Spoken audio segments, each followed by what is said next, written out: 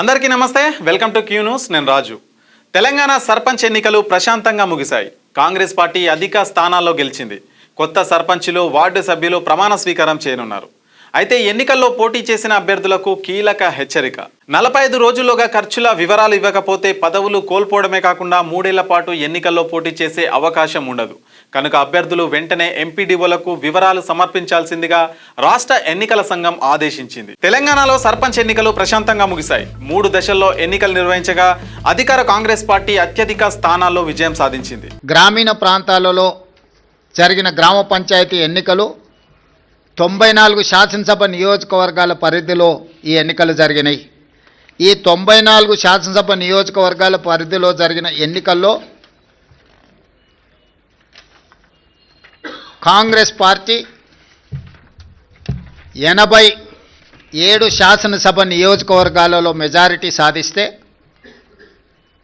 BRS 6 శాసనసభ నియోజకవర్గాలలో majority సాధిస్తే, బీజేపీ 1 శాసనసభ నియోజకవర్గంలో మెజారిటీ గ్రామ పంచాయతీలు సాధించుకోవడం జరిగింది.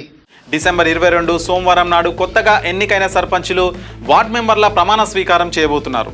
ఈ క్రమంలో సర్పంచ్ అభ్యర్థులకు కీలక అలర్ట్ జారీ చేశారు. గ్రామ పంచాయతీ ఎన్నికల్లో పోటీ చేసిన అభ్యర్థులు 45 రోజుల్లోగా తమ ఖర్చు వివరాలను వెల్లడించాలని స్పష్టం చేశారు. లేదంటే వారిపై కఠిన చర్యలు తప్పవని రాష్ట్ర ఎన్నికల సంఘం హెచ్చరించింది.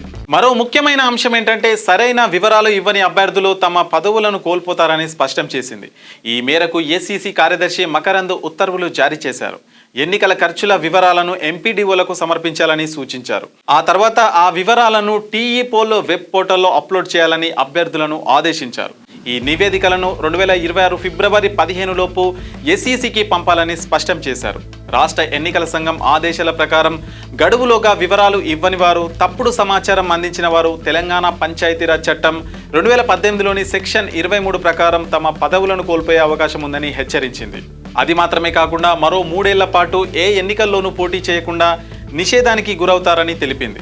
ఎస్ఈసి నిబంధనల ప్రకారం 5,000 లోపు జనాభా ఉన్న పంచాయతీల్లో సర్పంచ్గా పోటీ చేసే అభ్యర్థి గరిష్టంగా 1,50,000 వరకు ఖర్చు చేయవచ్చు.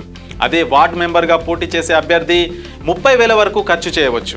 5,000కు పైగా జనాభా ఉన్న పంచాయతీల్లో సర్పంచ్ అభ్యర్థి గరిష్టంగా 2,50,000 వరకు, వార్డు సభ్యుల అభ్యర్థి 50,000 వరకు ఖర్చు చేయాలని ఎన్నికల సంఘం నిర్ణయించింది. ఇదిలా ఉంటే రాష్ట్రంలో 3 విడతల్లో పంచాయతీ ఎన్నికలు నిర్వహించిన సంగతి తెలిసిందే. ఈ క్రమంలో తొలి విడత ఎన్నికల్లో పాల్గొన్నవారు 2026 జనవరి 24 లోపు, రెండో విడతలో పాల్గొన్నవారు జనవరి 27న, మూడో విడతలో పాల్గొన్నవారు జనవరి 30 లోపు తమ ఖర్చుల వివరాలను ఎంపీడీఓలకు సమర్పించాలి. ఈ ఎన్నికల ప్రక్రియలో భాగంగా పలువురు సిబ్బంది విధి నిర్వహణలో ఉండగానే కన్నుమూశారు.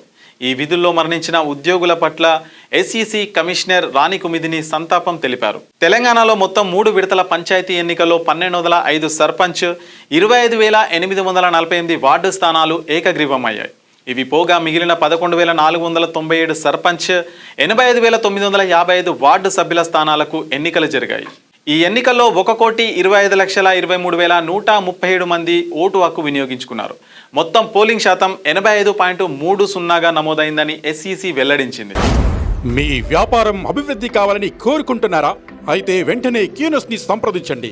Schools, colleges, banks, shops, office promotions, land promotions, political promotions, restaurant promotions, hospital promotions, పుట్టినరోజు వేడుకలు, శుభకార్యాలు, వ్యాపారాలు ఏవైనా, సందర్భం ఏదైనా ఇప్పుడే క్యూ న్యూస్ ద్వారా తెలియజేయండి. మీ వ్యాపారాన్ని అభివృద్ధి చేసుకోండి.